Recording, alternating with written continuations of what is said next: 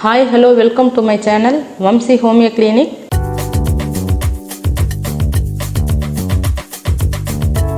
வணக்கம், நான் doctor Ananthanayaki, homeo doctor. இன்றைக்கி தான் சேனலை முதல் முறையாக பார்க்குறீங்கன்னா வம்சி ஹோமியோ கிளினிக்ங்கிற சேனலை சப்ஸ்கிரைப் பண்ணிவிட்டு பாருங்கள். நான் போடுற மருத்துவ சம்மந்தமான வீடியோக்கள்லாம் உங்களுக்கு பிடிச்சிருந்துச்சுன்னா லைக் பண்ணி ஷேர் பண்ணி கமெண்ட் பண்ணுங்கள். இன்றைக்கி நம்ம எதை பற்றி பார்க்க போகிறோன்னா, ஒரு மாதம் டீ குடிக்கிறத நிறுத்தினா என்ன ஆகும் அப்படிங்கிறத பற்றி தான் பார்க்க போகிறோம். ஒரு மாதம் டீ குடிக்கிறத நிறுத்தினா என்ன ஆகும்? சொல்லப்போனால் நம்ம நல்லாவே ஆயிடுவோம்.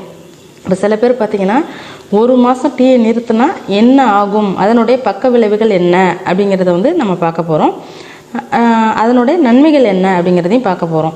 இப்போ நம்ம இந்தியாவில் முக்கியமாக தமிழ்நாட்டில் பார்த்திங்கன்னா நம்ம டீயோட காதலர்கள், காஃபியோட காதலர்கள் நம்ம நிறைய பேர் இருப்போம்.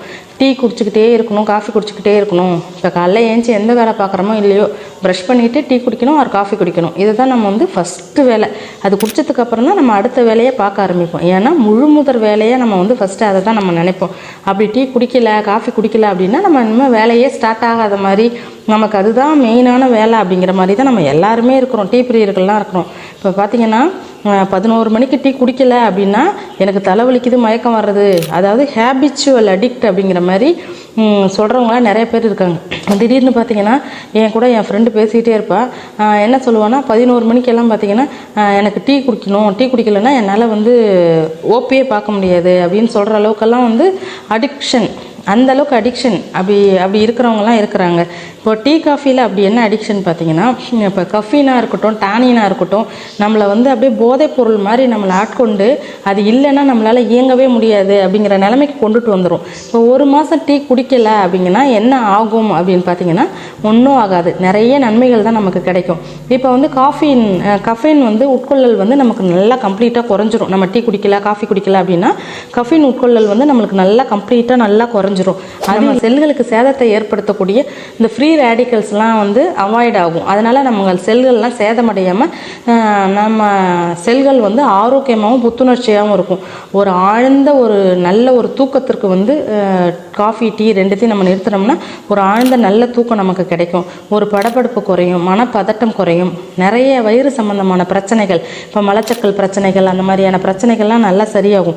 சில பேர் என்ன சொல்லுவாங்க, எனக்கு காஃபி குடித்தாதான் மோஷனே போகும், டீ குடித்தாதான் மோஷனே போகும். ஏன்னா அது அவங்களோட மைண்டு ஆக்சுவலி அப்படி அடிக்ட், அதாவது அப்படி பதிஞ்சு வச்சுருப்பாங்க. நம்ம காஃபி குடித்தாதான் மோஷன் போகும், நம்ம டீ குடித்தாதான் மோஷன் போகும் அப்படிங்கிற அளவுக்கு நம்ம மைண்டுக்கு அவங்க சொல்லி புரிய வச்சுருப்பாங்க. நீங்கள் காஃபி குடித்தாதான் மோஷன் போகணுங்கிற மாதிரி. அதனால் அதெல்லாம் நம்ம நிறுத்திட்டோம் அப்படின்னா ஒரு மாதம் நமக்கு கஷ்டமாக தான் இருக்கும். ஆனால் அதை நம்ம நிப்பாட்டிட்டோம்னா அதுக்கு தகுந்த மாதிரி நம்ம உடம்பு அதுக்கு தகுந்த மாதிரி பழகிக்கிட்டு மோஷன் நல்லா போகும், யூரின் நல்லா போகும், நமக்கு நல்ல ஒரு தூக்கம் வரும், மனநிலை பாதிப்புகள் எதுவுமே வராது. யாரெல்லாம் முக்கியமாக டீயே குடிக்கக்கூடாது அப்படின்னா, சர்க்கரை நோயாளிகள் டீ குடிக்கிறத அவாய்ட் பண்ணுறது நல்லது. உயர் ரத்த சர்க்கரை அளவு உள்ளவங்க குறைக்கிறது நல்லது. மன அழுத்தம் உள்ளவங்க டீ காஃபி குடிக்கிறது குறைக்கிறது ரொம்ப நல்லது.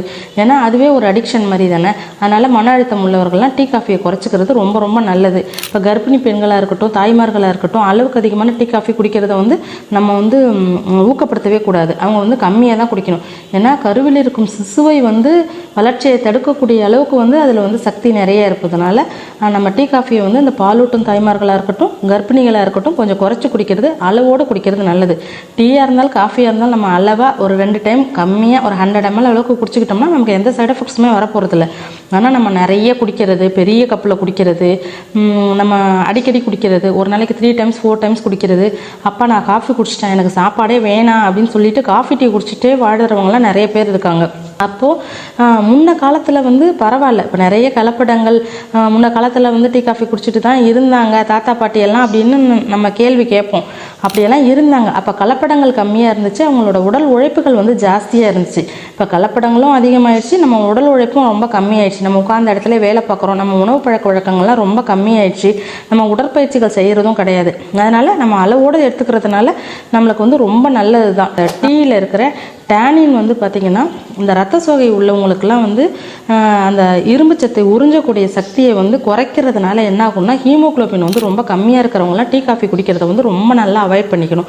இதில் டயூரிட்டிக் பவர் ரொம்ப ஜாஸ்தியாக இருப்பதனால நீர்ச்சத்து இழப்புகள் நிறைய ஏற்படும். இப்போ டீ காஃபியை குறைக்கிறதுனால நமக்கு நீர்ச்சத்து இழப்புகள் அது மாதிரிலாம் எதுவும் ஏற்படாது. இதெல்லாம் நன்மைகள். இப்போ ஒரு மாதம் டீ குடிக்கலைன்னா பக்க விளைவுகள் என்ன அப்படின்னு பார்த்தோம்னா, இப்போ டீக்கு அடிக்ட் ஆனவங்க, காஃபிக்கு அடிக்ட் ஆனவங்கலாம் பார்த்திங்கன்னா ஒரு விதமான மனசோர்வு, பதட்டம், மனக்குழப்பம், டிப்ரெஷன், தலைவலி, ஒரு மாதிரி பதட்டம், எனக்கு தூக்கமே வரலன்னு சொல்லுவாங்க, எனக்கு மோஷனே போக மாட்டேதுன்னு சொல்லுவாங்க, நிறைய வயிறு பிரச்சனைகள்லாம் வருதுன்னு சொல்லுவாங்க, அதை நிறைய கம்ப்ளைண்ட் பண்ணுவாங்க. இதையெல்லாம் அவங்களோட மன சம்மந்தப்பட்ட நோய்களே தவிர உடல் சம்மந்தப்பட்ட நோய்களே கிடையாது. அவங்க கொஞ்சம் கொஞ்சமாக இதுலேருந்து மீண்டு வந்தாங்க அப்படின்னா, இப்போ நிறைய டீ காஃபி எடுக்கிறவங்க அதுலேருந்து மீண்டு வந்தாங்கன்னா அவங்களுக்கு நிறைய விதமான நோய்கள்லாம் சரியாகும். முக்கியமாக டீ காஃபிலாம் யாரெல்லாம் குடிக்கவே கூடாது அப்படின்னு பார்த்தீங்கன்னா, இப்போ குடல் சம்மந்தப்பட்ட நோய்கள் இருக்கிறவங்க, இப்போ அல்சர் பிரச்சனை உள்ளவங்க, கேஸ்ட்ரைட்டிஸ் உள்ளவங்க, அந்த இரிட்டபிள் பவல் சிண்ட்ரோம் உள்ளவங்கலாம் பார்த்திங்கன்னா டீ காஃபி வந்து அதிகமாக எடுக்கவே கூடாது. அப்படி எடுக்காமல் இருப்பதனால இன்னும் கொஞ்சம் நன்மைகள் என்னென்னு பார்த்தோம்னா, மலச்சிக்கல் வந்து குறையும், நமக்கு வயிற்று சம்மந்தமான புண்கள்லாம் நல்லா சரியாகும், ஒரு சில வந்து புற்றுநோய்களே நமக்கு வந்து கம்மியாகும். இப்போ டீ காஃபியே குடிச்சு தான் ஆகணும், என்னால் வந்து டீ காஃபி நிறுத்த முடியாது, எனக்கு தூக்கமே வரல, மோஷனே வரல, அப்போ நான் என்ன பண்ணணும் அப்படின்னு ஒரு கேள்வி கேட்டாங்கன்னா, அவங்களுக்கு கொடுக்கக்கூடிய பதில் என்ன அப்படின்னா, நான் என்ன சொல்கிறேன், நீங்கள் வந்து மூலிகை தேநீர் நிறைய குடிங்க, வெதுவெதுப்பான வெந்நீர் குடிங்க, நிறைய பழச்சாறுகள் குடிங்க. முக்கியமாக பார்த்தீங்கன்னா இந்த ஆப்பிள் ஜூஸு, கிரான்பெரி ஜூஸ் எல்லாம் பார்த்தீங்கன்னா எல்லாராலையும் கிரான்பெரி ஜூஸ், ஆப்பிள் ஜூஸ் குடிக்க முடியாது தான். இப்போ ஹைஃபையாக இருக்கிறவங்களே பார்த்தீங்கன்னா நிறைய இந்த டீ காஃபி குடிக்கிறவங்களுக்கு இதெல்லாம் குடித்தோம்னா இயற்கையாகவே அது புத்துணர்ச்சியை தூண்டுறதுனால நம்ம பழச்சாறுகள் நிறைய எடுத்துக்கலாம். இப்போ வெதுவெதுப்பான தண்ணியில் வந்து லெமன் கலந்து குடிக்கிறது, இல்லை தேன் கலந்து குடிப்பது மூலமாக நமக்கு ஒரு இதமாக இருக்கும், நம்ம கொஞ்சம் கொஞ்சமாக அதுலேருந்து மீண்டு வந்துடலாம். ஃபஸ்ட்டு நமக்கு சிரமமாக இருந்தாலும் நம்ம இது குடிக்க குடிக்க நமக்கு பழகிடும். அப்புறம் சாமந்தி பூ டீ அப்படின்னு சொல்லுவாங்க, அது ஓரளவுக்கு மோஸ்ட்டாக வந்து இந்த ஃபீலிங் குடிக்கும், இந்த காஃபி டீ குடிக்கிற ஃபீலிங்கை குடிக்கும். அப்புறம் புதினா டீ குடிக்கிறது, இஞ்சி டீ குடிக்கிறது, இந்த மாதிரி நம்ம குடிக்கிறது மூலமாக கொஞ்சம் கொஞ்சமாக அதுலேருந்து மீண்டு வர்றது மூலமாக நமக்கு நிறைய விதமான நோய்கள் சரியாகும், சில விதமான புற்றுநோய்கள் கூட நமக்கு சரியாகும். அதனால் டீ காஃபி ஒரு மாதம் குடிக்கலைன்னா நமக்கு எந்த பெரிய சைடு எஃபெக்ட்ஸும் வரப்போகிறது கிடையாது, நல்ல நன்மைகளே கிடைக்கும். அதனால் நம்ம கொஞ்சம் கொஞ்சமாக டீ காஃபியை குறைக்கலாம். அப்படியே குடிச்சு தான் ஆகணும் அப்படின்னா கம்மியான அளவில் 2 வேளைக்கு குடிக்கிறதுனால எந்த விதமான தீங்கும் கிடையாது. நன்றி. மீண்டும் அடுத்த ஒரு பதிவில் உங்களை சந்திக்கும் வரை உங்களிடமிருந்து நன்றி கூறி விடைபெறுவது உங்கள் டாக்டர் அனந்தநாயகி. நன்றி, வணக்கம்.